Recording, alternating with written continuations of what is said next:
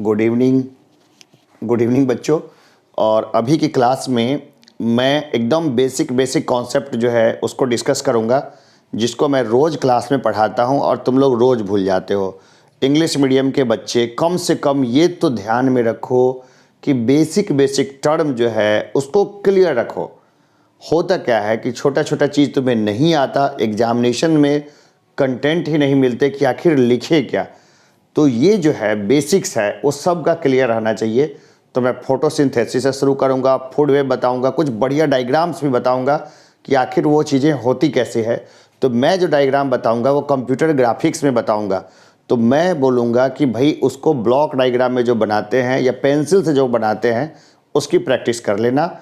और वो प्रैक्टिस मैं क्लासरूम में मैं कई बार करवा चुका हूँ, लेकिन किसी बच्चे ने अभी तक उसको पूरा नहीं किया। एज ए ग्रांटेड मान के चलते हैं। देखो, पढ़ाई जो है ना, कोई चीज़ को गहराई से समझने की कला है, गहराई से।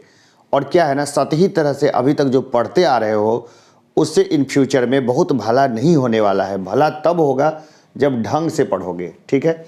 तो आज हम लोग जो देखेंगे क्लास, उसमें देखेंगे फोटोसिंथेसिस को देखेंगे, इसका पर्पस देखेंगे कि क्या होता है, कहाँ होता है, उस लोकेशन को देखेंगे, है ना। इसके बाद हम लोग देखेंगे the light versus the dark reaction देखेंगे। क्लोरोप्लास्ट पिगमेंट को हम लोग पूरा फोटो के साथ देखेंगे, एकदम पूरा पिक्चर में एकदम देखेंगे, ठीक है।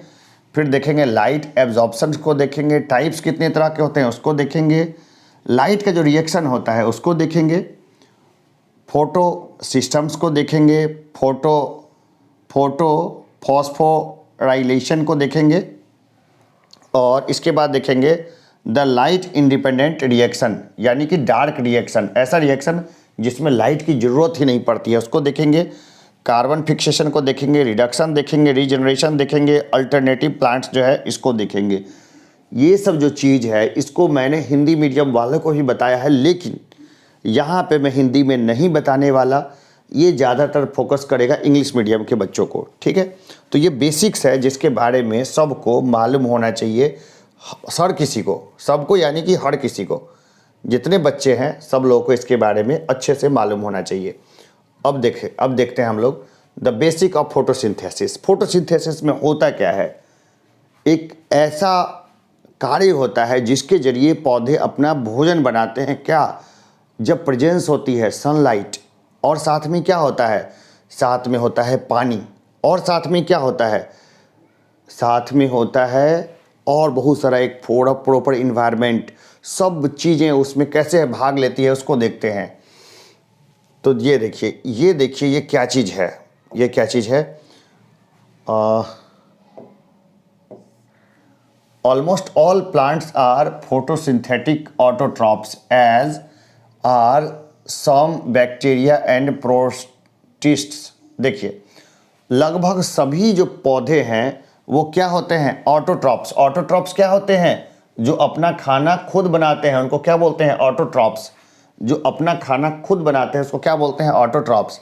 तो लगभग सभी जो प्लांट्स होते हैं ये क्या होते हैं, फोटोसिंथेटिक होते हैं, यानी कि फोटोसिंथेसिस के जरिए अपना खाना बनाते हैं। और क्या होते हैं, ऑटोट्रॉप्स। ऑटोट्रॉप्स किसको बोलते हैं, जो अपना भोजन खुद बनाते हैं।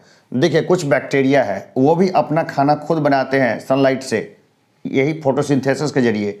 और कुछ प्रोटिस्ट्स होते हैं वो भी अपना खाना खुद बनाते हैं।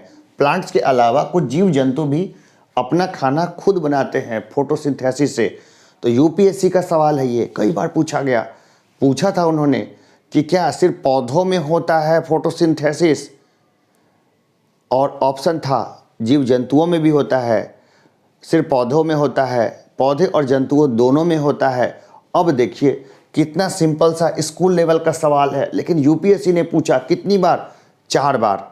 कौन कौन साल में पूछा ये तो ध्यान नहीं है, लेकिन जिस समय मैं लगातार उसके तैयारी में लगा हुआ था तो मुझे ये कई बार देखने को मिला था। और कई छात्रों के लिए काफ़ी कन्फ्यूजिंग होता है कि आखिर ये है क्या। देखिए, पौधे और बैक्टीरिया दोनों बनाते हैं अपना भोजन फोटोसिंथेसिस से।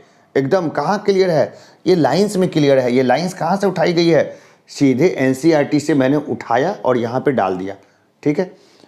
अब देखिए, autotrophs generate their own organic matter through photosynthesis. ठीक है, कॉमन सी बात है।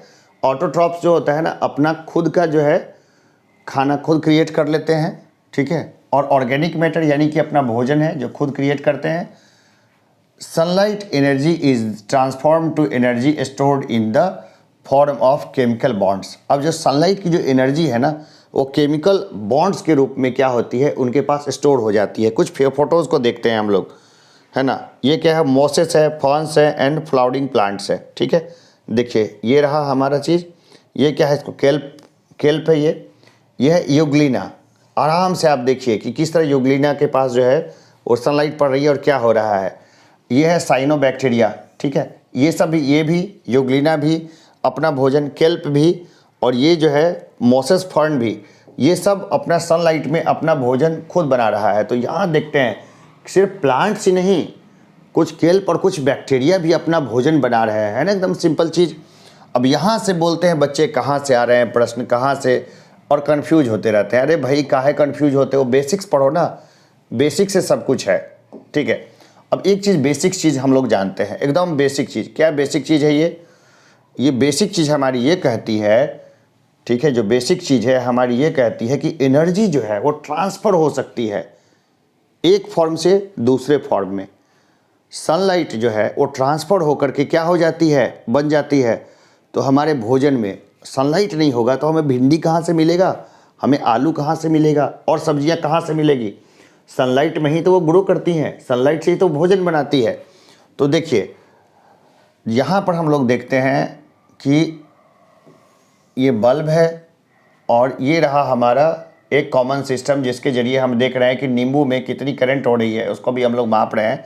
तो हम लोग देखते हैं कि कुछ नहीं, सिंपल सा देखिए, कोई भी जो एनर्जी है वो एक फॉर्म से दूसरे फॉर्म में ट्रांसफॉर्म की जा सकती है बहुत ईजिली, बहुत आसानी से। ठीक है, तो जैसे कि यहाँ पर हम लोग देखते हैं प्रकृति में, ये तो हम लोग मैन मेड चीज़ें देखते हैं कि भाई कैसे इलेक्ट्रिसिटी को हम लोग हीट में, लाइट में, सब में कन्वर्ट कर लेते हैं।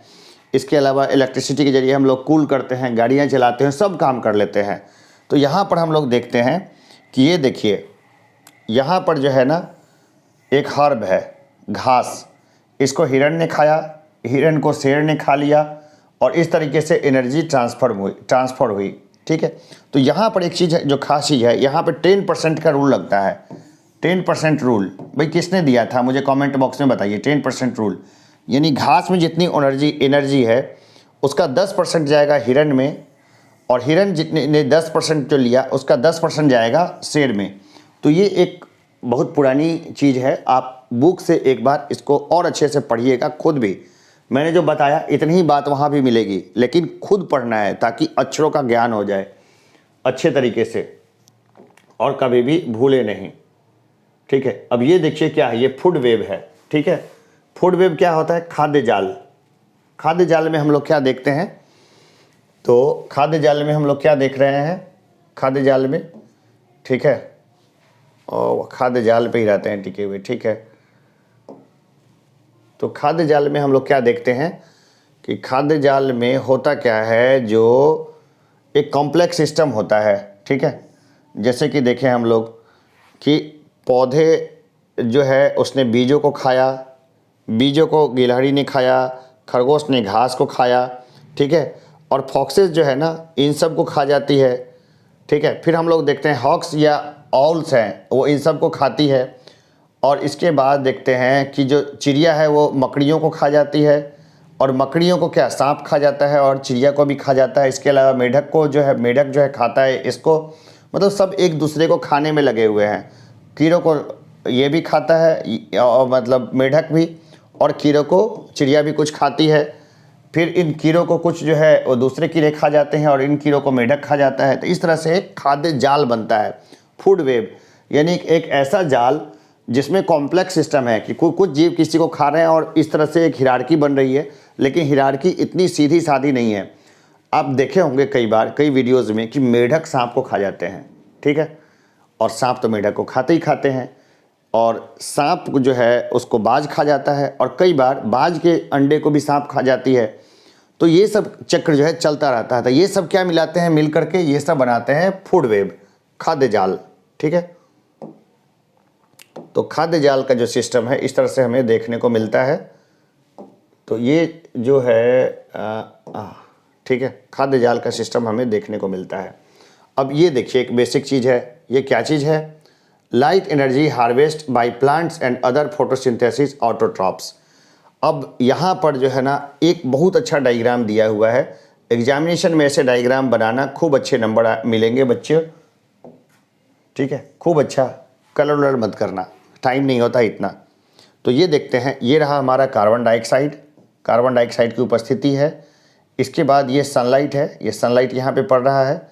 इसमें क्या पानी मिल रहा है जड़ों से, ऑक्सीजन जो है यहाँ से लिबरेट हो रहा है थोड़ा सा पानी जलवाष्प में, और पानी क्या है यहाँ पे जा रहा है। और ये क्या कन्वर्ट कर रहा है? शुगर। शुगर्स में क्या होता है? एनर्जी। एनर्जी कहाँ जा रही है? तो पौधों के भीतर जा रही है, ठीक है।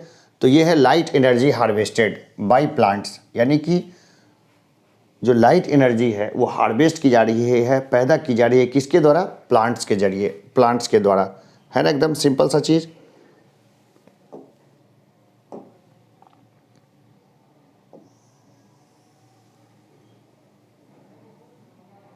अब देखो पूरी दुनिया में जो है ऊर्जा का सबसे महत्वपूर्ण स्रोत कौन सा है? पूरी दुनिया किस चीज़ से चल रही है? अरे भाई छठ में किसको पूजते हो? सूरज भगवान को, ठीक है। खैर सूरज को भगवान मानने की ज़रूरत नहीं है, खास करके साइंस की क्लास में, क्योंकि हम सब लोग जानते हैं कि सूरज के ऊर्जा का स्रोत क्या है? न्यूक्लियर फ्यूज़न, ठीक है। क्या है? Nuclear fusion, nuclear fusion, nuclear fusion, ठीक है। अब इसके मैं एकदम डिटेल से बताऊंगा ये कि न्यूक्लियर फ्यूज़न होता क्या है, कैसे ये काम करता है। तो ये सब जो चीज़ है ना, इसको मैं एकदम आराम से बताऊंगा, इसमें बिल्कुल परेशान होने जैसा कुछ भी नहीं है। न्यूक्लियर फ्यूज़न होता क्या है ये मैं बहुत प्यार से बताऊंगा। तो पूरी दुनिया में, खास करके पूरी पृथ्वी पर जो हमें ऊर्जा मिलती है वो कहाँ से मिलती है? सूरज से मिलती है। Sun is the main source of energy from which we get many things, many types of lights. जैसे उसमें इतने तरह के लाइट्स हैं जिसके ऊपर में लगातार रिसर्च हो रहा है। जैसे मैंने कभी क्लासरूम में न्यूट्रिनो के बारे में बताया होगा। अब देखो बोलोगे सर हम तो चौथी क्लास में पढ़ते हैं, हमको न्यूट्रिनो से क्या मतलब? अरे बुद्धू, जो बाहर के बच्चे हैं उनके साथ तुम्हें कम्पीट करना होगा, उनके साथ तुम लोगों को भिड़ना होगा। अगर उनके साथ कम्पीट की भावना नहीं होती तो तुम इंग्लिश स्कूल में क्यों पढ़ रहे होते? तो उनसे अच्छी अंग्रेजी तो तुम्हारी होनी चाहिए, तभी तो तुम्हें लोग पूछेंगे। और ये सब जो है बिल्कुल जानना है, समझना है। सूरज से पूरी पृथ्वी पे बहुत सारे जगहों को ऊर्जा मिलती है। हमें तो ऊर्जा मिलती है, पेड़ पौधों को मिलती है, इवन कि सूरज से जो है इलेक्ट्रिसिटी ऊर्जा भी पैदा की जा सकती है। खैर यहाँ तो अलग चीज़ हो रहा है। सूरज पूरे पृथ्वी को ऊर्जा देता है। इसके अलावा हम लोग देखते हैं कि सूरज जो है वो हर चीज़ को, चिड़िया, आदमी, सब घास, मैदान, इन सब को ऊर्जा देता है। कौन? सूरज देता है, ठीक है। तो आगे हम लोग थे सूरज पे लेके, है ना। अब देखते हैं कि एक बात बताओ कि प्लांट्स ग्रीन क्यों नज़र आते हैं, प्लांट्स हरे क्यों दिखते हैं? सीधा सा बात है, स्लाइड्स को जो पढ़ना है पढ़ लेना, जो करना है वो कर लेना। लेकिन प्लांट्स इसलिए हरे दिखते हैं क्योंकि हमारी आँखों को हरा रंग परावर्तित करती है उसकी पत्तियाँ। तो प्लांट्स हमें हरे रंग का दिखते हैं। बाकी देख लेना, है ना, कि क्या हिसाब किताब है इसका, ठीक है। Why plants are green, why this board is looking black, why you are looking white, why she is looking black. तो इस सब के पीछे एक ही कारण होता है कि जो लाइट रिफ्लेक्शन के बाद हमारी आंखों को लगता है वही कलर उसका दिखता है। तो क्लोरोफिल के कारण जो है हरा कलर पत्तियों का जो है वो हमें दिखता है परावर्तित होकर के, ठीक है। अब देखो लाल कांच से देखना पौधों की पत्तियों को कैसा दिखेगा बताना।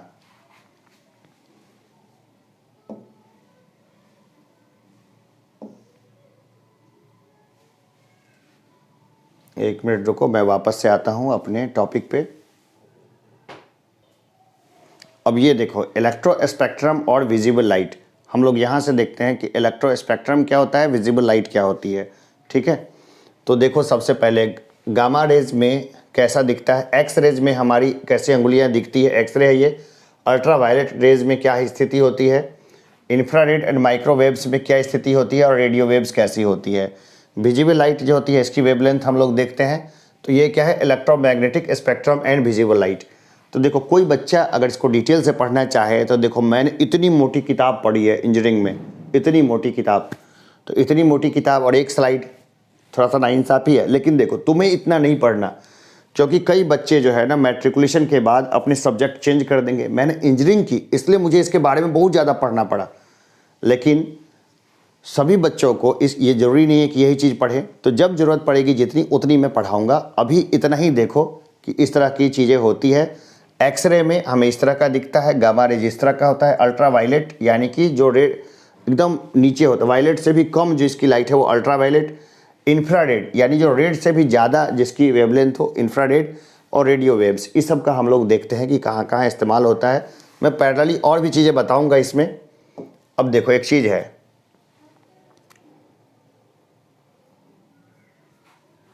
देखो क्या होता है कि ये चिड़िया हमें लाल रंग की क्यों दिखती है, पढ़ो इसको, अंग्रेजी में जो लिखा हुआ है, ठीक है, पढ़ लिया। और ये चिड़िया हमें इस कलर की क्यों दिखती है, तो इनके बॉडी पे ना कुछ पिगमेंट्स होते हैं। तो जो सनलाइट पड़ता है ना, सनलाइट में क्या होते हैं, सातों रंग होते हैं उसमें, सातों रंग, विवग्योर जो रंग होते हैं ये सब सनलाइट में होता है। कौन कौन से रंग होते हैं सनलाइट में, विवग्योर, ठीक है, क्या क्या होता है, विवग्योर, कौन कौन से लाइट होते हैं, विवग्योर, VIVGYOR, कई बार इसका फुल फॉर्म बताया मैंने, वायलेट, इंडिगो, है ना, brown, green, yellow, orange, red. तो ये सारे रंग होते हैं, ये सारे रंग मिल के बनाते हैं पूरा वाइट कलर। अब क्या है, इसमें कुछ पिगमेंट्स होते हैं जो लाल रंग रिफ्लेक्ट करते हैं, तो हमें लाल दिखता है। इसमें जो रंग रिफ्लेक्ट करता है उसी के अकॉर्डिंग ये दिखता है, मैंने पहले ही बताया है। तो इसमें ज़्यादा और मगजमारी की ज़रूरत नहीं है, जहाँ ज़रूरत पड़ेगी मैं और चीज़ें भी बताऊँगा, ठीक है। उसी तरह हम लोग देखते हैं प्लांट्स क्यों हमें ग्रीन दिखता है, ठीक है। तो ये जो ट्रांसमिटेड लाइट है, ये लाइट क्या ट्रांसमिट हो रहा है, जब सनलाइट पड़ता है इसके ऊपर में तो रिफ्लेक्टेड लाइट जो हमारे आँखों को लग आती है वो इसके पिगमेंट्स के कारण, तो ये हरा रंग को रिफ्लेक्ट करता है, इसलिए हमें ये हरा दिखता है। सीधा सा कॉन्सेप्ट है, भूल मत जाना, घुमा फिरा के बताना मत, ये वो ज़्यादा सोचना मत। जो रंग रिफ्लेक्ट करेगा वही दिखेगा। कोई चीज़ काला क्यों दिखती है, क्योंकि वो सारे रंग को एब्जॉर्ब कर लेता है। सारे रंग को एब्जॉर्ब करेगा तो कैसा दिखेगा, काला दिखेगा। सिंपल सा इशू है, ठीक है। आगे बढ़े,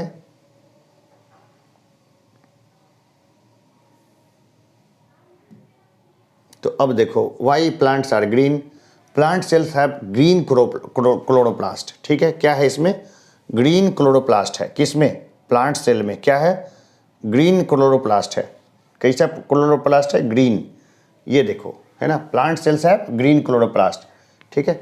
ये देखो ये सब दिख रहा है, ये सब एकदम छोटा छोटा है ना, ये क्या है, क्लोरोप्लास्ट है। कैसा है, तो ग्रीन, बहुत छोटा है, 20 माइक्रोमीटर का एकदम ये है। देखो ये सब एकदम अच्छे से दिखाई दे रहा होगा, है ना। अब इसको पढ़ लेना है ना, इस चीज़ को, स्ट्रोमा, थाइक्वाइड, गेरोना, एस्टेरैक, inter membrane, inner membrane, outer membrane. तो ये सब जो होता है ना, ये इसी के कारण हमारा जो है नॉर्मली जो पिगमेंट्स होते हैं वो हरे कलर का बन जाता है। और हमें पौधे क्या दिखते हैं, हरे दिखते हैं। कैसे दिखते हैं, हरे, ठीक है। अब देखते हैं और भी चीज़ है ना, the colour light seen is the colour not absorbed, ठीक है। जो कलर एब्जॉर्ब नहीं होता है वो कलर रिफ्लेक्ट होता है, नहीं समझे, जो कलर एब्जॉर्ब नहीं होता है वो कलर रिफ्लेक्ट होता है और वही उस वस्तु का कलर हो जाता है, ठीक है। अंग्रेजी में भी लिखा है, पढ़ो क्या लिखा है, पढ़ लिया, आगे बढ़ें। Which colour is not absorbed, it is the colour of the object, ठीक है। आगे बढ़ें। अब देखो ये फॉर्मूला जो है ना सबको याद रहना चाहिए, 6CO2 + 6H2O, और लाइट एनर्जी जब पड़ेगी तो क्या हो जाएगा, 6 6H12O6 + 6O2, ठीक है, एकदम याद रहना है। एकदम भूलने वाला सवाल नहीं है ये चीज़। ये फार्मूला जो है ये सबको बच्चा बच्चा को एकदम रटा हुआ होना चाहिए। ये फार्मूला जीवन भर काम देता है। अरे कई बार बीपीएससी ने पूछा, बिहार दरोगा ने पूछा, बिहार एसएससी ने पूछा, और स्कूल का मामला है, चौथी पाँचवीं क्लास का। ठीक है, क्या है 6CO2 + 6H2O लाइट एनर्जी, इसके C6H12O6। ठीक है, क्या होता है 6CO2 यानी कार्बन डाइऑक्साइड, इसके 6H2O वाटर, फोटोसिंथेसिस हो रहा है ये लाइट एनर्जी में, ये क्या बना, ग्लूकोज बना, और ये ऑक्सीजन गैस यहाँ से लिबरेट हुई। हो गया, क्लियर है। अगर मेरी बात लगे ज़्यादा फास्ट, रोक करके लिखना चाहे तो लिख लेना, इस चीज़ को रोक करके इसको चाहे तो लिख लेना।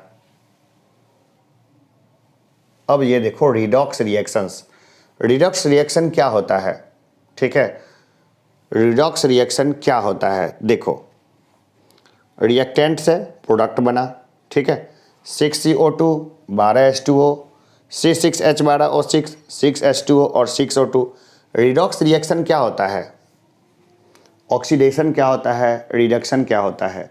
तो ये थोड़ा सा हल्का सा अलग टिपिकल इश्यूज़ है, तो मैं इसको स्पेशली एक बार और बताऊंगा, अच्छे तरीके से बताऊंगा। अभी जितना लिखा है उतने में ही काम चला लो। रिडॉक्स रिएक्शन क्या होती है, तो इसमें क्या होता है, रिडॉक्स रिएक्शन में हमारा कार्बन डाइऑक्साइड से थोड़ा सा ऑक्सीजन बन जाता है, ज़्यादा नहीं। जो फार्मूला है उसी को याद रखना, और चलो हम लोग आगे देखते हैं। फोटोसिंथेसिस का ओवरव्यू देख लेते हैं कि फोटोसिंथेसिस ओवरव्यू में कि क्या होता है।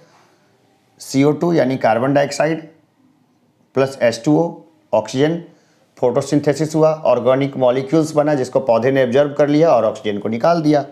यही तो अभी तक पढ़े हो। ठीक है, सेलुलर रेस्पायरेशन हुआ किस में, माइटोकॉन्ड्रिया में, और देखो ये चीज़ चलता रहा। ये ATP क्या हो, पावर मोस्ट सेलुलर, ये हीट एनर्जी को इसने लिबरेट किया। तो ये बेसिक चीज़ है जो कि चलती रही। ये जो बेसिक चीज़ है ये क्या होगा, ये चलता रहेगा। थोड़ा और डीप में देखते हैं, फोटोसिंथेसिस में देखते हैं, क्लोरोप्लास्ट रिकैप को देखते हैं कि किस तरह से वर्क करता है। देखो ये पत्तियों का भीतर का स्ट्रक्चर है। ठीक है, इसको अगर देखोगे अपनी किताब में देखना, बहुत अच्छे से दिखेगा। ये एकदम सेम पेज, एकदम बढ़िया से। एक पत्ता जो तोड़ लेते हो ना, उसमें बताओ कुदरत ने कितनी कलाकारी कर रखी है। एक एक चीज़ मैंने पहले भी बताई हुई है और अभी भी बताऊंगा, इसको एक बार ढंग से देखना। ठीक है, तो इसमें हम लोग क्या देखते हैं, कौन कौन सा मेम्ब्रेन है, इसमें कौन कौन सा मेम्ब्रेन हमें दिख रहा है। देखो आउटर मेम्ब्रेन दिख रहा है। फोटोसिंथेसिस में क्या होता है, क्लोरोप्लास्ट का रिकैप होता है दोबारा। ठीक है, इसके बाद इसके सारे अगर याद रहे तो बहुत अच्छा है। सेल वाल ये रहा हमारा, बाहर का सेल वाल है। इसके बाद क्या है, वेक्सेटाइल है, भीतर में एकदम चिपचिपा सा पदार्थ होता है ना। इसके बाद ये बाकी सारा हम देख रहे हैं, लेयरिंग देख रहे हैं, पिगमेंट्स वगैरह को देख रहे हैं, ये पिगमेंट्स है ना। और ये जो है हमारा काम आता है stroma, thylakoid space, outer membrane, inner membrane, thylakoid membrane, ये सब मिल करके बहुत बड़ा रोल प्ले करते हैं किसमें, फोटोसिंथेसिस में। और फोटोसिंथेसिस जो है उसकी पूरी जो प्रक्रिया होती है उसको हम लोग कई बार दिखाते हैं, पौधों को ना रख देते हैं ग्लास के भीतर में, और वहाँ पर घंटों बच्चे ऑब्जर्व करते थे और देखते थे कि कैसे होता है। तो ये रहा हमारा फोटोसिंथेसिस ओवरव्यू, जिसमें कि dark reaction, stroma, light reactions, thylakoid membrane, thylakoid space, ये सब चीज़ हम लोग देखते हैं कि लाइट रिएक्शंस भी होता है। ठीक है, और जब लाइट नहीं होता है तब भी रिएक्शन होता है, और दोनों में हम देखते हैं कि पौधे अपनी ऊर्जा की ज़रूरतों को पूरा करते हैं। तो लाइट जब होता है तो प्रक्रिया अलग होती है, जब लाइट नहीं होती है तो प्रक्रिया में क्या होता है कि ऑक्सीजन लेकर के पौधे कुछ मात्रा में कार्बन डाइऑक्साइड निकालते हैं। तो जो लोग पेड़ के नीचे सोते हैं उनको लगता है कि उनका दम घुट गया, भूत ने उनका गला दबा दिया। नींद में तो ऐसा ही लगेगा। तो रात्रि काल में पेड़ के नीचे में नहीं सोना चाहिए, दिन में तो कोई दिक्कत नहीं है। ठीक है, तो ये रहा हमारा बेसिक है ओवरव्यू ऑफ फोटोसिंथेसिस। कुछ और डीप में हम लोग कुछ और देखते हैं, कुछ और चित्रों को। ये इसको देखिए, ये फोटोसिंथेसिस के छोटे छोटे पिगमेंट्स हैं, हरे हरे, मतलब यहाँ पानी दौड़ रहा है, सूरज की ऊर्जा आई, इस पर लगी। थोड़ा और डिटेल से देखें, है ना, किस तरह से ये ऊर्जा हमारी निकल रही है। ये पत्तियों का सबसे छोटा वाला हिस्सा जो है उसको हम लोग कहेंगे पत्तियों का सबसे छोटा वाला हिस्सा। ठीक है, अब ये रहा से वो ये देखिए फॉर्मूला को याद रखिए, ठीक है। तो ये क्या है, लाइट डिपेंडेंट रिएक्शंस है। जब लाइट होगा तभी होगा। और एक होता है लाइट इंडिपेंडेंट रिएक्शन, जिसमें कि लाइट की ज़रूरत नहीं पड़ती है। तो दोनों ही होता है पौधों में, और दोनों का ही इस्तेमाल पौधे करते हैं। तो अगर कोई बच्चा छोटा हो, उसको लग रहा हो कि समझ में नहीं आ रहा, तो मेरे से ज़रूर पूछना, अच्छे से पूछना। मैं हिंदी में भी बताऊंगा, यहाँ तो इंग्लिश में भी बता रहा हूँ, लेकिन हिंदी में भी बताऊंगा। जल्दी सारी क्लासेस जो है वो हिंदी में भी होगा, ठीक है। अब ये देखिए, ये फोटोसिंथेसिस का एक ओवरव्यू है, जिसमें कि हम लोग देखते हैं कि लाइट है तो लाइट रिएक्शंस हुए थाइकोइड्स में, ATP NADPH बना। कैल्विन साइकिल में स्ट्रोमा देखते हैं, फिर क्या बनता है हमारा, ऑर्गेनिक कंपाउंड्स बन गया। ऑर्गेनिक कंपाउंड्स में क्या होता है, हम लोग जो खाते पीते हैं सब क्या है, ऑर्गेनिक कंपाउंड्स है, ठीक है। अब ये बेसिक है, ग्लूकोज का ये फार्मूला है ना, C6H12O6, ये फार्मूला है। इसको देख लेना है एक बार अच्छे से, सीनियर क्लासेस के बच्चों को ये ध्यान में होगा, ठीक है। इसके बाद देखिए ये क्या होता है, कैल्विन साइकिल में कार्बन का फिक्सेशन होता है। जो कार्बन है, कार्बन मॉलिक्यूल्स दिखता कैसा है भाई, उसको कैसे भी करके हम लोग नहीं दिखा सकते थे, लेकिन आज हमारे पास टेक्नोलॉजी है और हम लोग ग्रामीण बच्चों को भी ये चीज़ दिखा पाते हैं कि कार्बन का मॉलिक्यूल्स दिखता कैसा, ये मॉलिक्यूल्स होता कैसे है। तो ये मॉलिक्यूल्स को डिज़ाइन करने में, इसकी फ़ोटो लेने में और इस तरह का बनाने में साइंटिस्ट को महीनों, सालों और वर्षों लग गए, जिसको हम लोग आज देख पा रहे हैं यहाँ पर, है ना। ये कार्बन फिक्सेशन का मामला है।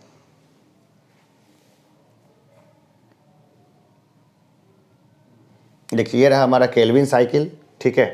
केल्विन साइकिल जो है ना, वो स्पेशली और जगह बताने का मामला है कि आखिर कैसे होता है। CO2 से जो कार्बन डाइऑक्साइड है उसका क्या रोल होता है और कैसे क्या होता है, तो ये मैं सेपरेट अच्छे तरीके से इसको बताना चाहूँगा, इस साइकिल को, ठीक है। बस आप इसको हल्का सा देख लीजिए कि होता है क्या केल्विन साइकिल और कहाँ कहाँ होता है, ATP NADPH, और किस तरह से ये घूमता है इस चक्र को, ठीक है। अगर इसको डीप में जाने लगा अभी फ़िलहाल में, तो अगर छोटे बच्चे देख रहे हो जिनके लिए मैंने इसको बनाया है, तो उनकी इच्छा, खास करके अमित है या फिर यशराज है, तो उसकी इच्छा थोड़ी सी कम हो जाएगी।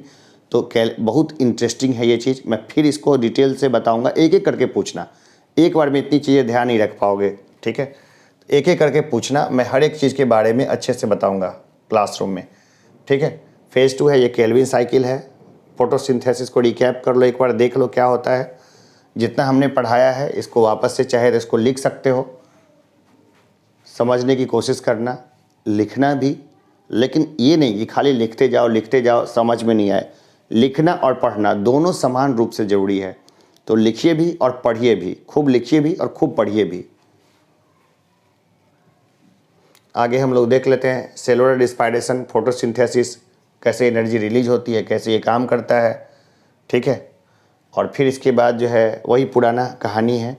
तो हम लोग फिर इसके बाद लेकर के आएंगे फिर कुछ इंटरेस्टिंग चीज़ों के बारे में, जिसमें कि देखने का खूब मर्जी करे। अभी तो मैंने ये जो फोटोसिंथेसिस है बार बार भूल जाते थे, फार्मूला भूल जाते थे, इसलिए मैंने इस क्लास को ली है, ताकि अब आप लोग को ये सब चीज़ें याद रहे।